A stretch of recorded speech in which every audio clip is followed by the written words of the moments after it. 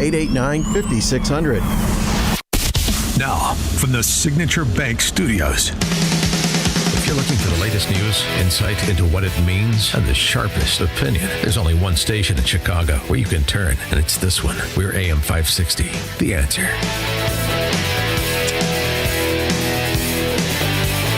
Top of the morning, Dan Proft here. President Trump mentioned this in the post-meeting press avail with Mamdani on Friday, talking about the affordability crisis, as it's being termed, and just talking about prices. And he keeps touting that the Walmart Thanksgiving bundle is down 25% from last year. But there's a little bit of shrinkflation going on that he's glossing over. In order to save on Thanksgiving at Walmart this year, that 25%, here's what you have to forego. Sweet potatoes, that's fine. I don't like sweet potatoes. Marshmallows, that's fine. Cornbread, no, I need cornbread. Onion, celery, chicken broth, poultry seasoning, cranberry sauce, pecan pie, as long as you don't have to forego pumpkin, and whipped cream. Walmart added a box of mac and cheese to make up for the rest of the things that it extracted. According to Consumer Affairs, the average Thanksgiving dinner is going to run $61.14. Biden's record high was $64.05 in 2022. But of course, this is just a representation about inflation in the costs of food. And what's happening at grocery stores is still perplexing Americans. I thought Kevin Hassett last week, as we discussed, did a nice job of explaining, look, you saw your purchasing price, the average American saw the purchasing price go down $3,000 under Biden. It's come back $1,200 under President Trump. So we're making progress towards, wage increases and more purchasing power, but we're not there yet after 10 months, given the hole that Biden dug for us. And I think that's right. I just think it's probably helpful if Trump explains this more. Remember, we've got inflation back down to around 3% from a high of 9%, but that still means prices are going up at a 3% increment on an annualized basis over the prices that we inherited. So it's not something that you snap your fingers and it all magically snaps back. And I think if you bring people along with that understanding that there are no magic wands here, there's just sensible policy, and the implications of sensible policy don't manifest themselves like the flipping of a switch, that would be real helpful. For more on this topic and many others, pleased to be joined by our friend Chris Whalen. Chris is a chairman of Whalen Global Advisors. He's also the editor for the Institutional Risk Analyst, and he's the author of the book Inflated: Money, Debt, and the American Dream, second edition. Chris, thanks for joining us again. Appreciate it. Good morning, Dan. Happy T-Day. Same to you. And so, the quote-unquote affordability crisis, your perspective on that, and you can fold in the chumminess of the Mamdani and Trump meeting on Friday, if you'd like. Yeah. I mean, Mamdani's a smart guy in a sense that he told people what they wanted to hear in order to get elected.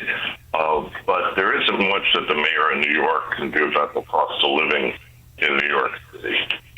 Well beyond his competency.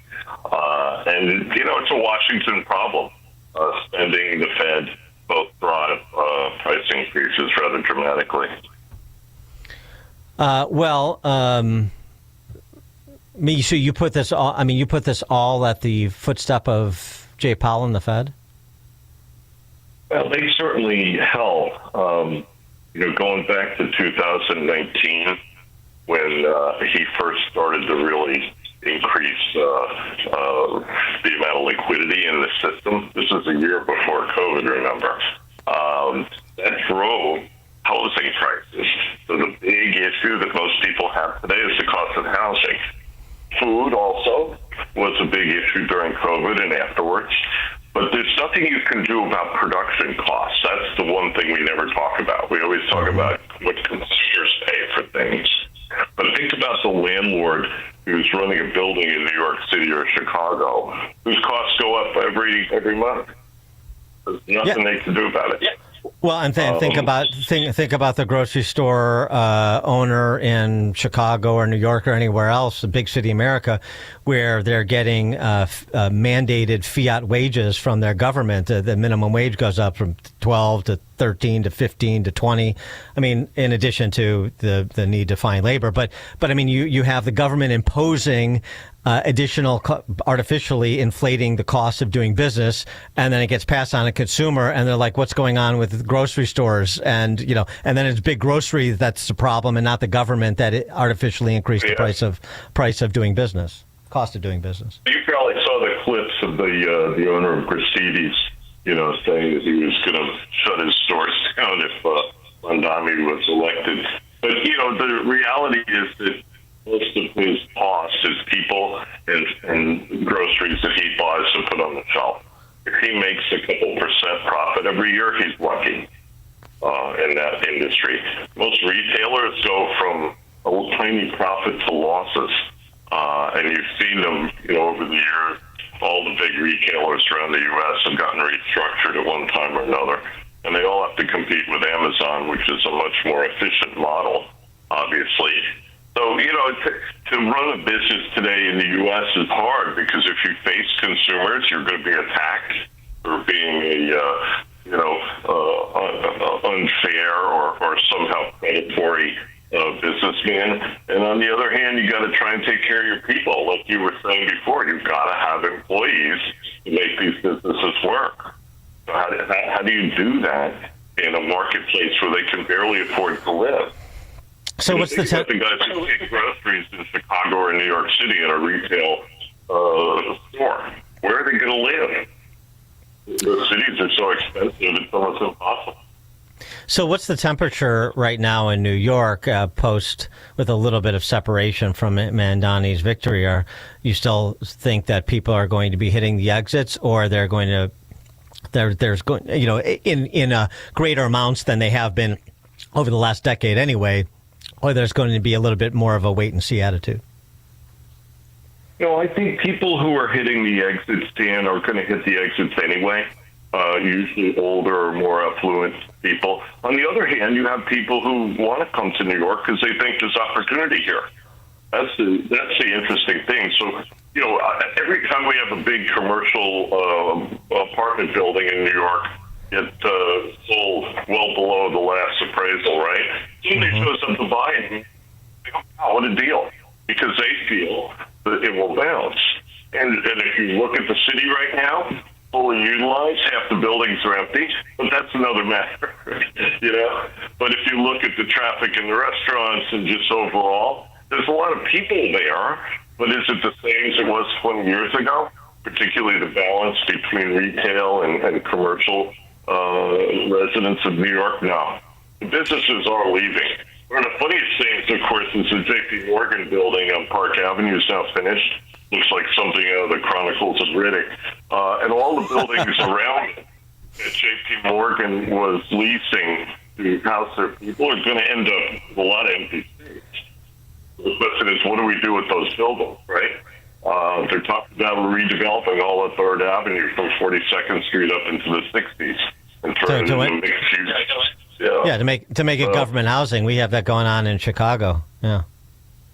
Yeah, but fixing buildings that were built in the last 50 years and turning them into resi is hard.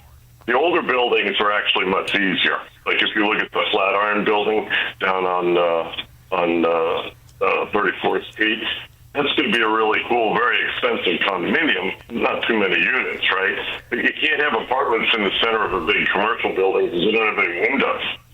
That's a problem. But so that's the same thing that happened with the old Tribune building here that they turned into condos once the Tribune was right-sized into a pamphlet. But here's the problem. Here's the problem, though. This is the same thing I get in Chicago too, and you probably get it exponentially in New York. You've got, 8 to 15% of the population that is affluent and that is insulated from terrible public policy for the most part because of their money.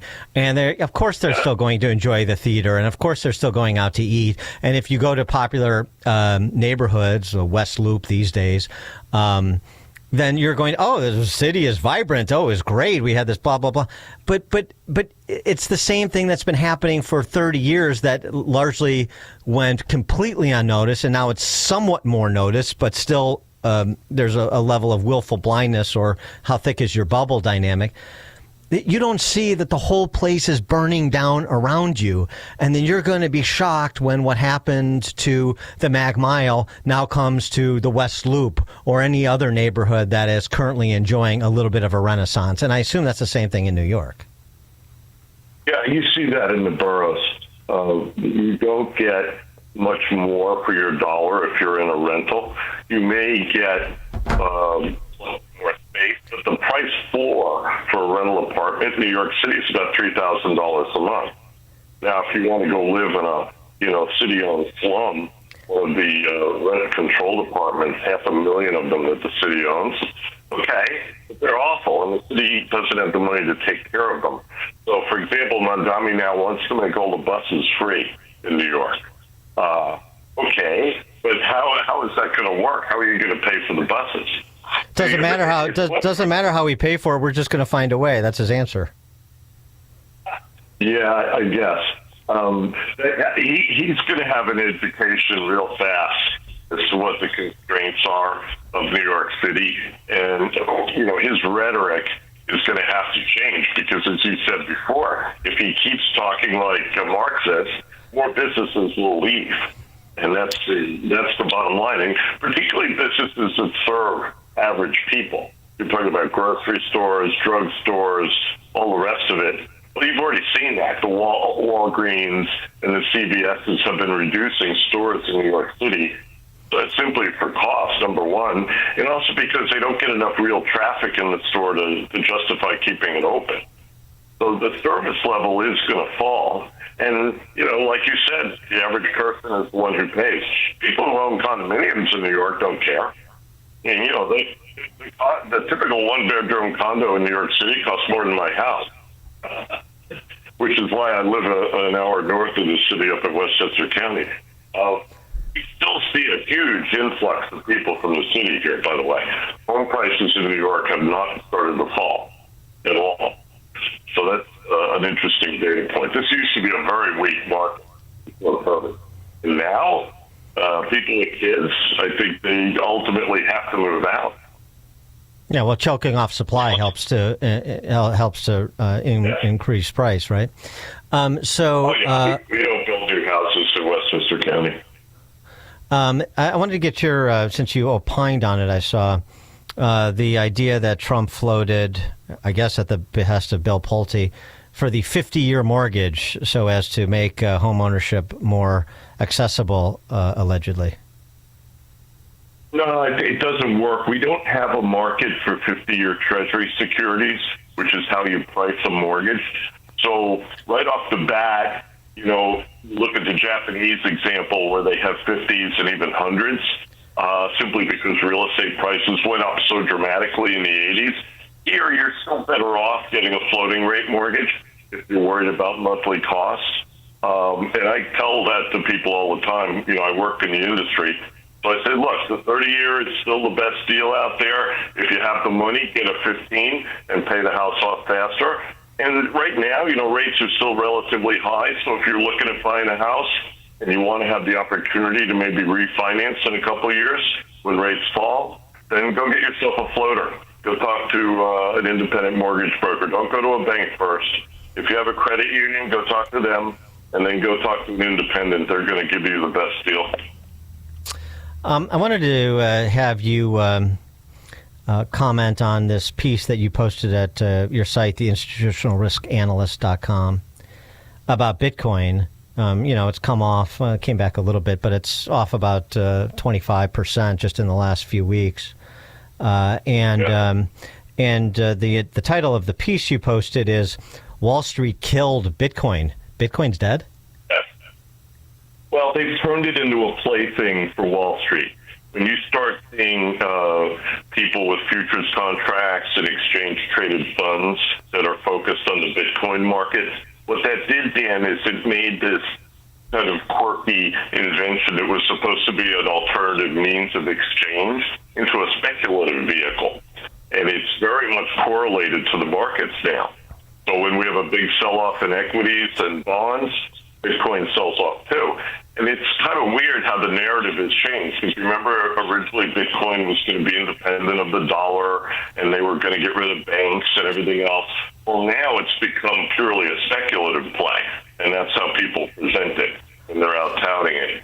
So what I was trying to say in the piece is that the whole raison d'etre of Bitcoin has changed rather dramatically since it was introduced 15 years ago. And, as I say, Wall Street co-opted it. They turned it into just another product for them to play with. So what does that mean for the future of Bitcoin? It will just be like owning it won't be like owning an equity because you say it's purely speculative. There's no sort of foundation for it. So what do you think the future is for Bitcoin or crypto generally? I think Bitcoin is still the best in class when it comes to crypto assets. The volatility makes it very difficult for real investors to hold it. It's impossible for banks to hold because of the capital rules for Bitcoin. And I think it's going to remain a marginal plaything on the periphery of the financial markets, simply because it doesn't ultimately have a really strong market underneath it. When a big Bitcoin holder sells, the price goes down 5 or 10%, Dan. And that's just an unacceptable level of volatility. So I think there's a lot of technical imperfections in the market for Bitcoin, the use of a blockchain, for example, to keep track of all the trades and clear them. So that is really the difficulty with these things. They have no value per se. I always tell people Bitcoin is an option to take advantage of a greater fool. And if you understand that, then you really, I think, understand everything. The smart people of Bitcoin come and go. Many of them have taken large amounts of their winnings off the table, very much like poker. I follow some of the larger players, these guys who trade perpetual futures and that sort of thing, and they've also suffered some significant setbacks in the past couple of weeks. We've had people wiped out completely. And that, to me, I think is going to make some people a little cautious. But remember, these are true believers. I wish Eric Hoffer was still alive because, the Bitcoin crowd is so unwilling to admit that they've made a mistake. Well, my attitude whenever I talk to them, I said, look, go buy some real estate. Go buy some gold or something. Take your winnings off the table. At least then you can hold your head up high and say, yeah, I did a good trade. If you wait for this thing to go down 50%, I think that's a mistake. Chris Whalen, chairman of Whalen Global Advisors, editor of The Institutional Risk Analyst, and author of Inflated: Money, Debt, and the American Dream, second edition. Chris, thanks so much for joining us as always. Happy Thanksgiving. Happy Thanksgiving, Dan. And Chris joined us on the Turnkey.Pro answer line. This is Chicago's Morning Answer. Your show keeps me alive during the week. There's nobody I'd rather listen to between 5 and 9 in the morning than you guys. On AM 560, The Answer.